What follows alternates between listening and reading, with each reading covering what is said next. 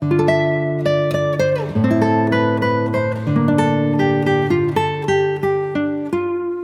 tarde extremadamente calurosa de principios de julio, un joven salió de la reducida habitación que tenía alquilada en la callejuela de S y con paso lento e indeciso se dirigió al puente de K.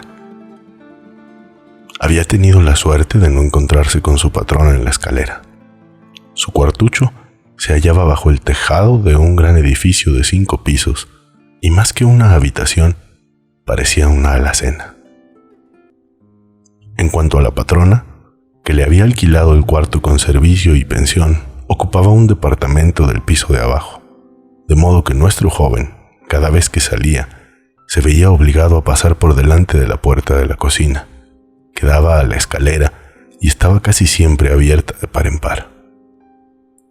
En esos momentos experimentaba invariablemente una sensación ingrata de vago temor, que le humillaba y daba a su semblante una expresión sombría. Debía una cantidad considerable a la patrona, y por eso temía encontrarse con ella. No es que fuera un cobarde ni un hombre abatido por la vida. Por el contrario, se hallaba desde hacía algún tiempo en un estado de irritación, de tensión incesante que rayaba en la hipocondria. Se había habituado a vivir tan encerrado en sí mismo, tan aislado, que no solo temía encontrarse con su patrona, sino que rehuía toda relación con sus semejantes. Sin embargo, últimamente esta miseria había dejado de ser para él un sufrimiento. El joven había renunciado a todas sus ocupaciones diarias, a todo trabajo. En el fondo, se mofaba de la patrona y de todas las intenciones que pudiera abrigar contra él. Pero detenerse en la escalera para oír sandeces y vulgaridades, recriminaciones, quejas, amenazas, y tener que contestar con evasivas, excusas, embustes. No. Más valía deslizarse por la escalera como un gato para pasar inadvertido y desaparecer. Aquella tarde, el temor que experimentaba ante la idea de encontrarse con su acreedora le llenó de asombro cuando se vio en la calle. Que me inquieten semejantes menudencias cuando tengo un proyecto, un negocio tan audaz, pensó con una sonrisa extraña. Sí, el hombre lo tiene todo al alcance de la mano, y como buen holgazán deja que todo pase ante sus mismas narices. Esto es ya un axioma. Es chocante que lo que más temor inspira a los hombres sea aquello que les aparta de sus costumbres. Sí, eso es lo que más los altera. Pero esto ya es demasiado divagar. Mientras divago, no hago nada. Y también podría decir que no hacer nada es lo que me lleva a divagar. Hace ya un mes que tengo la costumbre de hablar conmigo mismo, de pasar días enteros echado en mi rincón, pensando tonterías. ¿Por qué? ¿Qué necesidad tengo yo de dar este paso? ¿Soy verdaderamente capaz de hacer eso? ¿Es que por lo menos lo he pensado en serio? De ningún modo. Todo ha sido un juego de mi imaginación, una fantasía que me divierte. Un juego. Sí, nada más que un juego. El calor era sofocante. El aire irrespirable, la multitud, la visión de los andamios, de la cal, de los ladrillos esparcidos por todas partes y ese hedor especial tan conocido por los peterburgueses que no disponen de medios para alquilar una casa en el campo. Todo esto aumentaba la tensión de los nervios, ya bastante excitados del joven.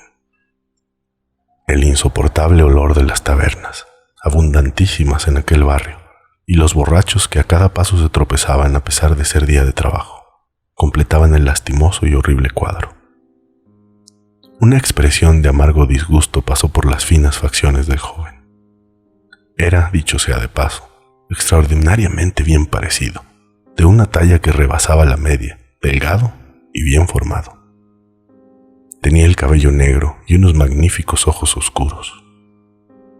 Pronto cayó en un profundo desvarío, o mejor, en una especie de embotamiento, y prosiguió su camino sin ver, o más exactamente, sin querer ver nada de lo que lo rodeaba. De tarde en tarde musitaba unas palabras confusas, cediendo a aquella costumbre de monologar que había reconocido hacía unos instantes. Se daba cuenta de que las ideas se le embrollaban a veces en el cerebro y de que estaba sumamente débil. Iba tan miserablemente vestido que nadie en su lugar, ni siquiera un viejo vagabundo, se habría atrevido a salir a la calle en pleno día con semejantes andrajos. Bien es verdad que este espectáculo era corriente en el barrio en que nuestro joven habitaba. La vecindad del mercado central, la multitud de obreros y artesanos amontonados en aquellos callejones y callejuelas del centro de Petersburgo, ponía en el cuadro tintes tan singulares que ni la figura más chocante podía llamar a nadie la atención. Por otra parte, se había apoderado de aquel hombre un desprecio tan feroz hacia todo, que a pesar de su altivez natural, un tanto ingenua, exhibía sus harapos sin rubor alguno. Otra cosa había sido si se hubiese encontrado con alguna persona conocida o algún viejo camarada, cosa que procuraba evitar. Sin embargo, se detuvo en seco y se llevó nerviosamente la mano al sombrero cuando un borracho, al que transportaban, no se sabe a dónde ni por qué, en una carreta vacía que arrastraban al trote 2 grandes caballos, le dijo a voz en grito: tú, sombrerero alemán. Era un sombrero de copa alta, circular, descolorido por el uso, agujerado, cubierto de manchas, de bordes desgastados y lleno de abolladuras. Sin embargo, no era la vergüenza, sino otro sentimiento muy parecido al terror, lo que se había apoderado del joven. Lo sabía, murmuró en su turbación. Lo presentía. Nada hay peor que esto. Una nadería, una insignificancia puede malograr todo el negocio. Sí, este sombrero llama la atención. Es tan ridículo que atrae las miradas.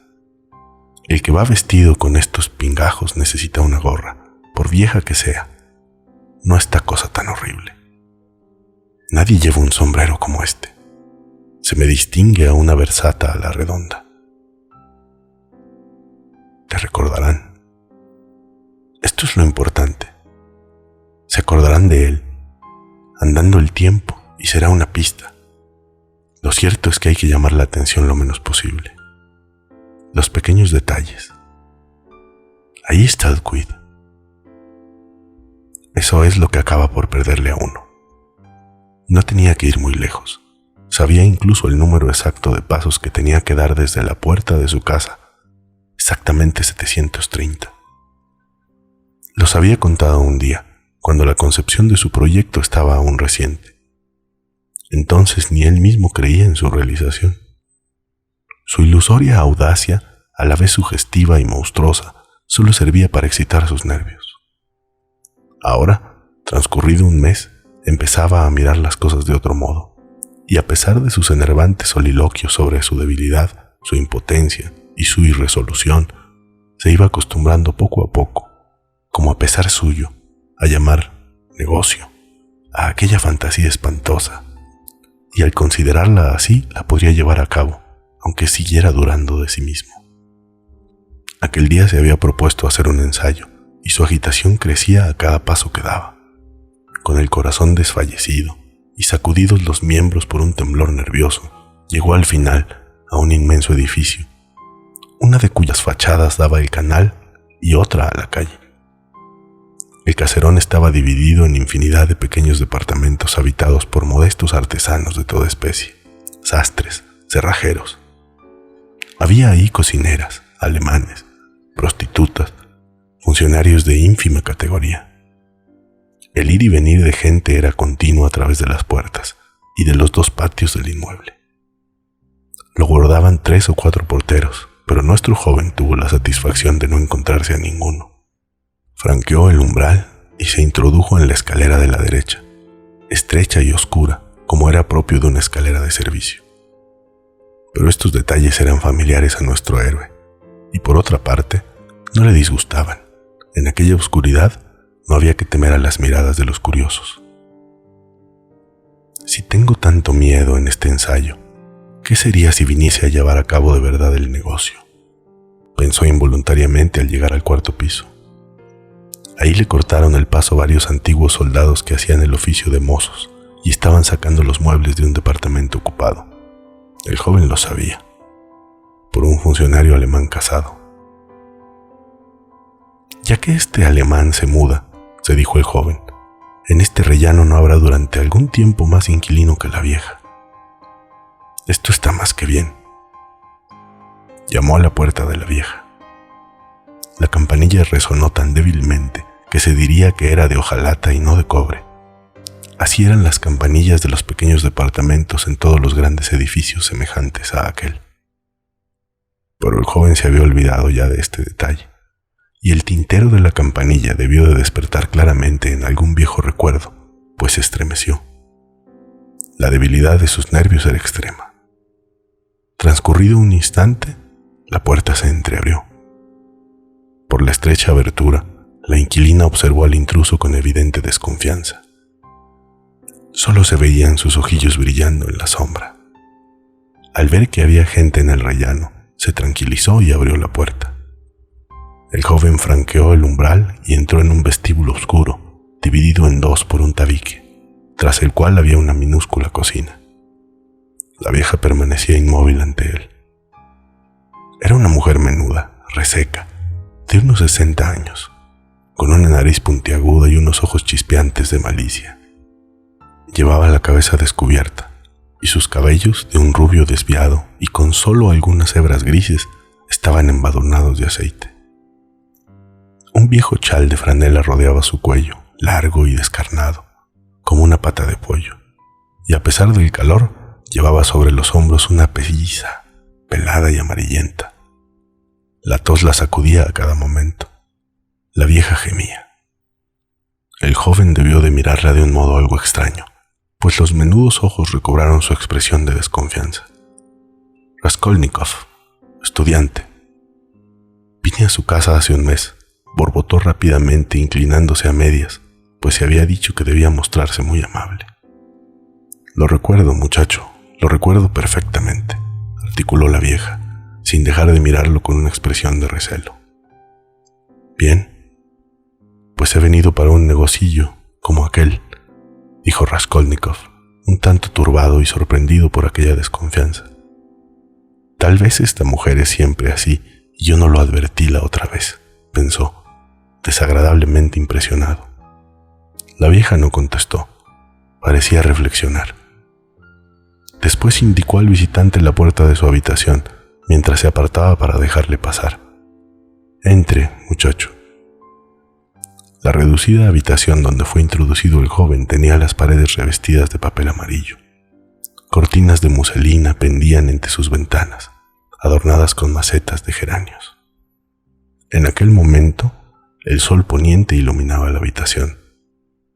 Entonces, se dijo el súbito Raskolnikov, también seguramente lucirá un sol como este. Y paseó una rápida mirada por toda la habitación para grabar hasta el menor detalle en su memoria. Pero la pieza no tenía nada de particular.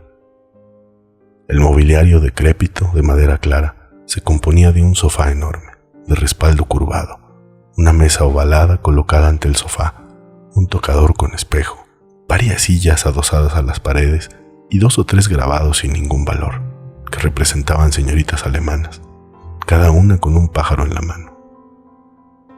Esto era todo. En un rincón, ante una imagen, ardía una lamparilla. Todo resplandecía de limpieza. Esto es obra de Lisbeth, pensó el joven. Nadie había podido descubrir ni la menor partícula de polvo en todo el departamento. Solo en las viviendas de estas perversas y viejas viudas puede verse una limpieza semejante, se dijo Raskolnikov, y dirigió, con curiosidad y al soslayo, una mirada a la cortina de indiana que ocultaba la puerta de la segunda habitación, también sumamente reducida, donde estaba la cama y la cómoda de la vieja, y en la que él no había puesto los pies jamás. Ya no había más piezas en el departamento. ¿Qué desea usted?, preguntó ásperamente la vieja, que apenas había entrado en la habitación, se había plantado ante él para mirarle frente a frente. Vengo a empeñar esto. y sacó del bolsillo un viejo reloj de plata, en cuyo dorso había un grabado que representaba el globo terrestre y del que pendía una cadena de acero. Pero si todavía no me ha devuelto la cantidad que le presté, el plazo terminó hace 3 días. Le pagaré los intereses de un mes más. Tenga paciencia. Soy yo quien ha de decidir tener paciencia o vender inmediatamente el objeto empeñado, jovencito. ¿Me dará una buena cantidad por el reloj, Alena Ivanova? Pero si me trae usted una miseria, este reloj no vale nada, mi buen amigo. La vez pasada le di 2 hermosos billetes por un anillo que podía obtenerse nuevo en una joyería por solo 1,5 rublos. Deme 4 rublos y lo desempeñaré. Es un recuerdo de mi padre. Recibiré dinero de un momento a otro. 1,5 rublos y le descontaré los intereses. 1,5 rublos, exclamó el joven. Si no le parece bien, se lo lleva. Y la vieja le devolvió el reloj. Él lo cogió y se dispuso a salir, indignado, pero de pronto cayó en la cuenta de que la vieja usurera era su último recurso y de que había ido ahí para otra cosa. Venga el dinero, dijo secamente. La vieja sacó unas llaves del bolsillo y pasó a la habitación inmediata. Al quedar a solas, el joven empezó a reflexionar mientras aguzaba el oído. Hacía deducciones. Oyó abrir la cómoda. Sin duda, el cajón de arriba, dedujo. Lleva las llaves en el bolsillo derecho. Un manojo de llaves en un anillo de acero. Hay una mayor que las otras y que tiene el paletón dentado. Seguramente no es de la cómoda. Por lo tanto, hay una caja, tal vez una caja de caudales. Las llaves de las cajas de caudales suelen tener esa forma. ¡Ah! ¡Qué innoble es todo esto! La vieja reapareció. Aquí tiene, amigo mío. A 10 kopecks por rublo y por mes. Los intereses del 1,5 rublos son 15 kopecks que cobro por adelantado. Además, por los 2 rublos del préstamo anterior, he de descontar 20 kopecks para el mes que empieza, lo que hace un total de 35 kopecks. Por lo tanto, usted ha de recibir por su reloj 1 rublo y 15 kopecks. Aquí los tiene. ¿Así? ¿Todo ha quedado reducido a 1 rublo y 15 kopecks? Exactamente. El joven cogió el dinero. No quería discutir. Miraba a la vieja y no mostraba ninguna prisa por marcharse. Parecía deseoso de hacer o decir algo, aunque ni él mismo sabía exactamente qué. Es posible, Alena Ivanovna, que le traiga muy pronto otro objeto de plata, una bonita pitillera que le presté a un amigo. En cuanto me la devuelva, se detuvo turbado. Ya hablaremos cuando la traiga, amigo mío. Entonces, adiós. ¿Está usted siempre sola aquí? ¿No está nunca su hermana con usted?, preguntó en el tono más indiferente que le fue posible mientras pasaba al vestíbulo. ¿A usted qué le importa? No le he dicho con ninguna intención. Usted enseguida... Adiós, Alena Ivanovna. Raskolnikov salió al rellano, presa de una turbación creciente. Al bajar la escalera se detuvo varias veces, dominado por repentinas emociones. Al fin, ya en la calle, exclamó: «Qué repugnante es todo esto, Dios mío. ¿Cómo es posible que yo...? No, todo ha sido una necedad, un absurdo», afirmó resueltamente. «¿Cómo ha podido llegar a mi espíritu una cosa tan atroz? No me creía tan miserable. Todo esto es repugnante, innoble, horrible, y yo he sido capaz de estar todo un mes». Pero ni palabra ni exclamaciones bastaban para expresar su turbación.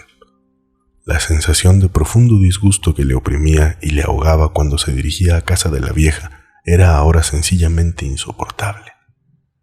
No sabía cómo librarse de la angustia que le torturaba. Iba por la acera como embriagado, no veía a nadie y tropezaba con todos.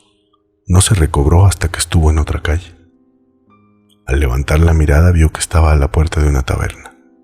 De la acera partía una escalera que se hundía en el subsuelo y conducía al establecimiento.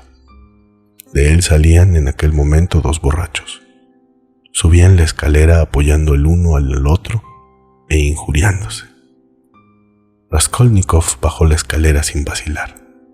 No había entrado nunca en una taberna, pero entonces la cabeza le daba vueltas y la sed le abrazaba. Le dominaba el deseo de beber cerveza fresca, en parte para llenar su vacío estómago, ya que atribuía al hambre su estado. Se sentó en un rincón oscuro y sucio, ante una pringosa mesa, pidió cerveza y se bebió un vaso con avidez. Al punto experimentó una impresión de profundo alivio. Sus ideas parecieron aclararse. Todo esto son necedades, se dijo reconfortado. No había motivo para perder la cabeza. Un trastorno físico, sencillamente.